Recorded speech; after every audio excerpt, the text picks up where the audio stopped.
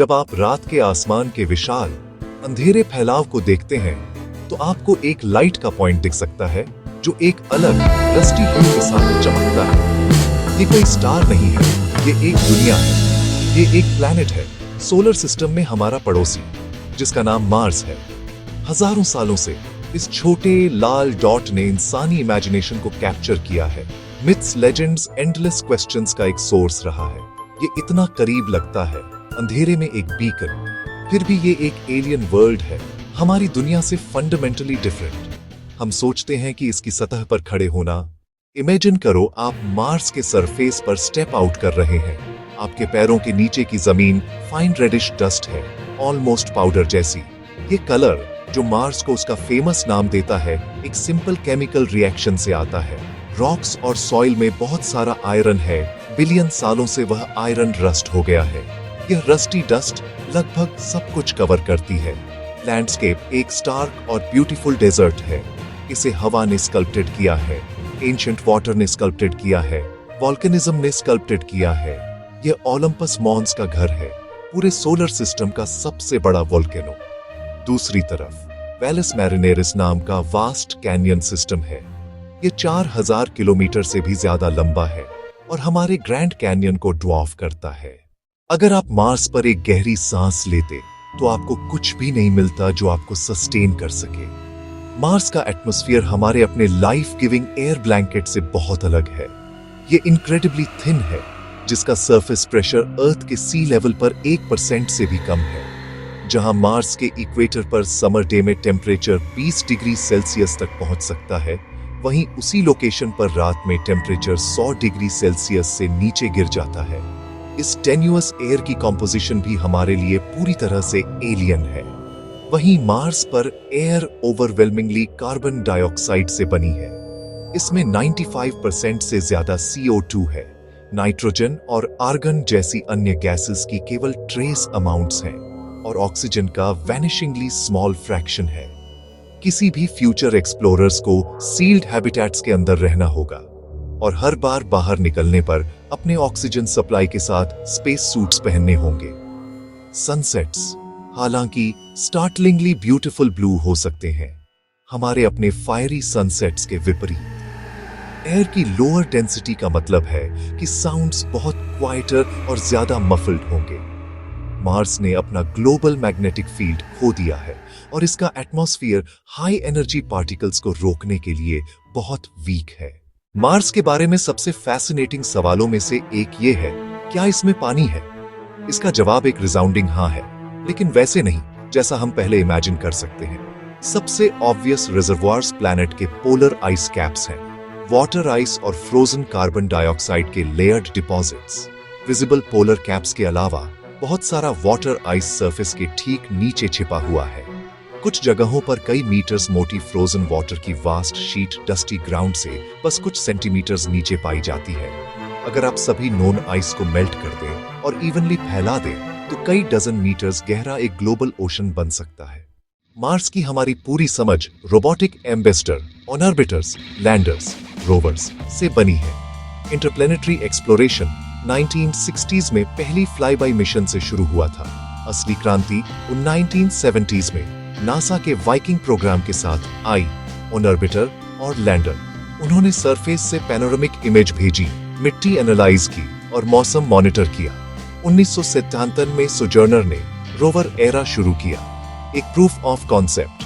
2004 में स्पिरिट और अपॉर्चुनिटी 90 दिन की योजना पर वर्षों तक चलते रहे।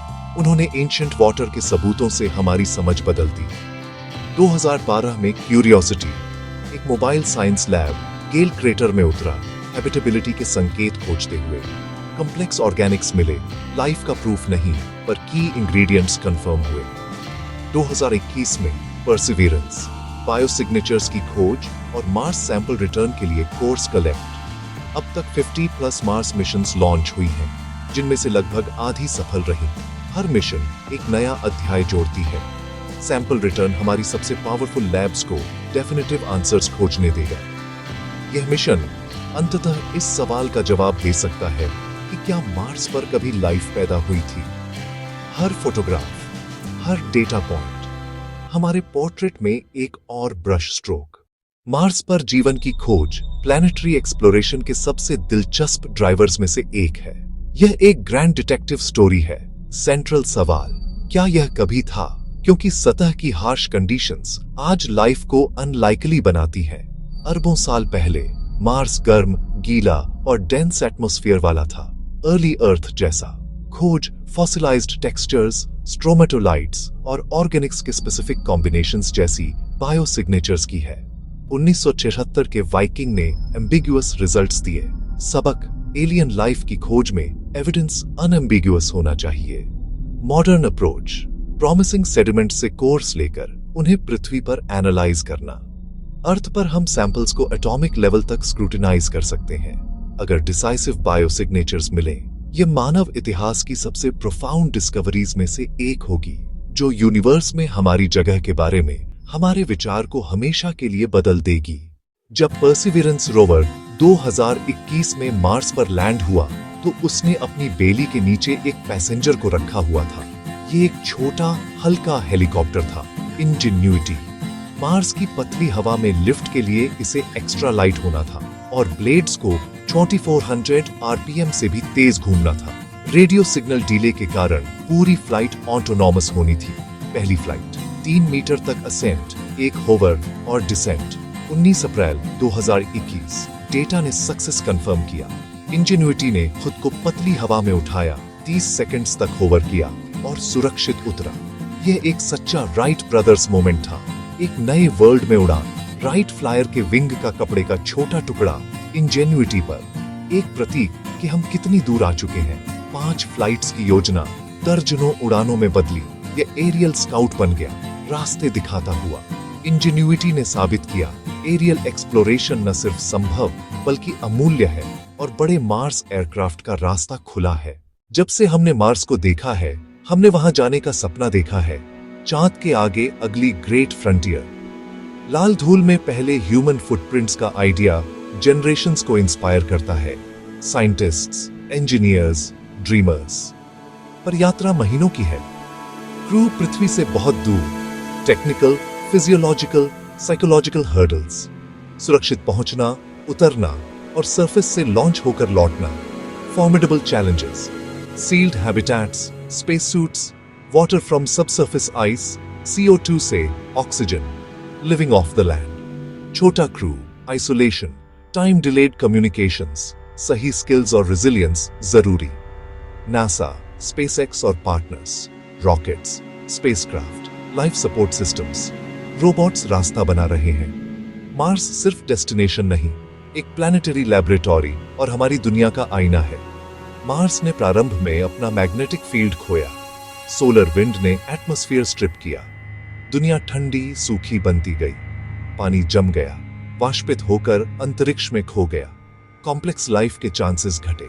मार्स की कहानी हमें क्लाइमेट डायनामिक्स सिखाती है, धरती के डेलिकेट सिस्टम्स के लिए गहरी कद्र। हर नई डिस्कवरी एक डस्ट डेविल की फुसफुसाहट, एक पुराने रॉक का केमिकल सिग्नेचर हमारी क्यूरियोसिटी बढ़ाती है। यह हमारी टेक्नोलॉजी की सीमाएं धकेलता है और अगली पीढ़ी को प्रेरित करता है। तो अगली बार जब आप रात के आसमान में वह स्थिर लाल रोशनी देखें, याद रखें कि यह क्या रिप्रेजेंट करता है। यह विशाल सोते हुए ज्वालामुखियों और विशाल खाली घाटियों की दुनिया है। एक पतली कार्बन डाइऑक्साइड हवा और बर्फ में बंद पानी वाली दुनिया। यह एक ऐसी दुनिया है जिसे हमने रोबोटिक हाथों से छुआ है और उसके एलियन आसमान में उड़ान भरी है। और यह एक ऐसी दुनिया है जो हमारे सबसे पुराने सवालों में से एक का जवाब दे सकती है। क्या हम अकेले हैं? मार्स करीब है, फिर भी इतना अलग। चमत्कारों की धूल भरी लाल दुनिया जो अपनी बाकी कहानी उजागर करने का इंतजार कर रही है।